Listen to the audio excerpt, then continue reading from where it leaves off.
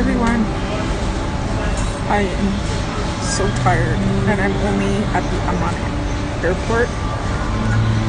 I literally just got to sit down now and I've been here for 3 hours. My flight is not in another 2 hours. I'm going to Qatar. After Qatar, I'm going to Yerevan. I completely forgot how much security you have to go through in the Amman airport.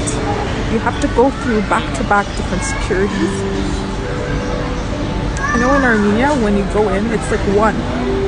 When I took the Aqaba airport to Amman, it's also one. Here, you literally have to go through 3 or 4 securities back-to-back. I just put all my laptop, my luggage, everything, my handbag. You gotta keep doing it. Okay guys, let me be honest with you. I'm dying to speak Armenian. I miss speaking Armenian. So me thinking about like, you know, really fully letting go of my country, it's gonna be very difficult. I'm already feeling a little bit of anxiety at the thought of letting my country go. So this is what I mean. I have to allow myself to grieve. I'm only letting go of the pain from the wars, probably the past several months.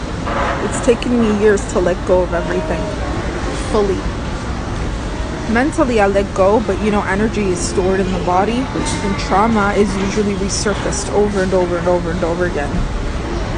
No amount of talk therapy can help you release and remove trauma, by the way. It's literally stored in your body. So they start taking out people's laptops, and it's like they're just scraping the laptops. So the guy who comes to my laptop, he doesn't speak one word of English, and he just looks at me and he goes, Saudi Arabia? Umrah? And I'm like, La. He goes, you Muslim? I said, Aywa. He said, Assalamu alaikum. So when I was in line at the Aqaba airport,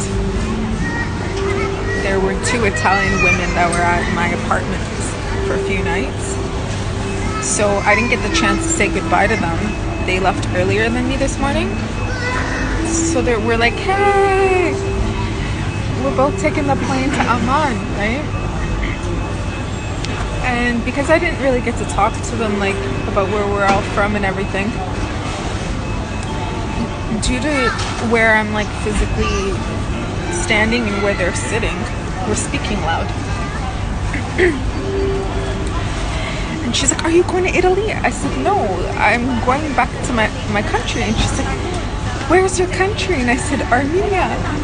I kid you not, the line behind her, everybody's backs were turned.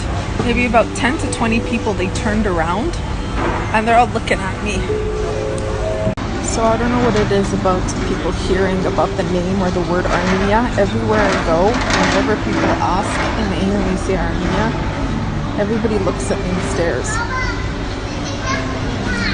Because Armenia or Armenians are one of those countries that people are always interested in knowing and hearing about, you know what I mean?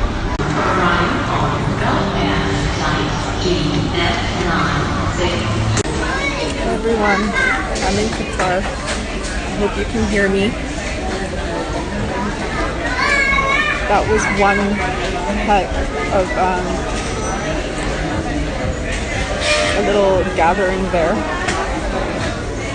So I received a few messages from people asking how my last flight to Qatar is, because I still have another flight to go to Yerevan. So I still have another 4-hour wait. I'm so tired. I think by the time I reach Yerevan, it's going to be 1 in the morning, 1:30 in the morning. But so I'd rather make a video instead of responding to one of my friends, so that you guys all know that I have some luck when it comes to Palestinian guys sitting next to me in the airport. The same freaking thing happened. But this time,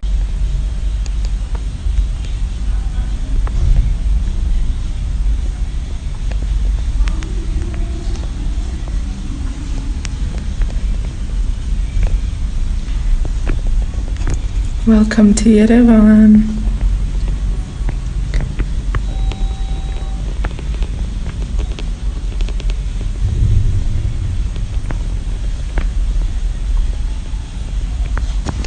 Okay guys, I'm in Armenia. I'm so tired.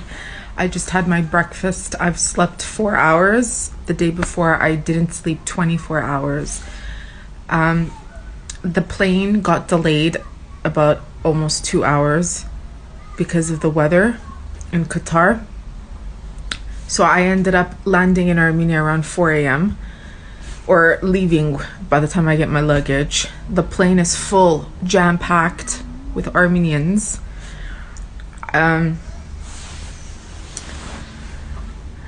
was an interesting one, I'll tell you that. So I'll be in Yerevan, I believe, until afternoon of the 5th of what day is it today? It's the 2nd, until the 5th. And yeah, so okay, so yeah, for one of my friends that keeps asking me about, she's like, what's the chance? So I don't know if you could hear me properly in the last, when I was in the airport, talking about how, look at the chance. The person that's next to me is a Palestinian again, another young guy, and I'll share more of the story, I think maybe tomorrow. I can't, I'm so tired. But I'll just tell you that he has a house in Qatar. He's Palestinian from Palestine. Lives in Jordan maybe 3 to 6 months a year. Works in Qatar. Has a house in Qatar. Has a house in Palestine and Jordan. Wants me to go to Qatar. He was in Armenia in Ramadan. He was gonna marry in I can't move. I'm so tired. Yeah, so he was just kind of trying to talk to me when I was sitting at the airport waiting for this to go in. And he just randomly disappeared, asked me if I could look after his luggage or his handbag, and then brings me coffee and mango juice without me asking for it. And anyways, yeah, so we're talking, and he had no idea about me, but he was sharing me his story, how, because he was looking at my passport, it says Armenia on it. He said he was during Ramadan for 1 month, he was in Yerevan. He says he loves Armenia. He was ready to marry an Armenian girl, and the mother didn't accept him because he's Muslim. He's like... So what I want to say is, because my friend, she knows what I'm talking about. Listen, all my life I always say to women, don't ever cry over a boy. Don't ever cry over a man, because another one always comes. And this one, I'm not saying anything is really truly going to come out of it. You know what I always say, this is all in the hands of the Creator. But Qatar, Jordan, Palestine, and Armenia with this one, because he says he loves Armenia. He's like, don't sell your apartment. My phone is dying. I gotta charge it.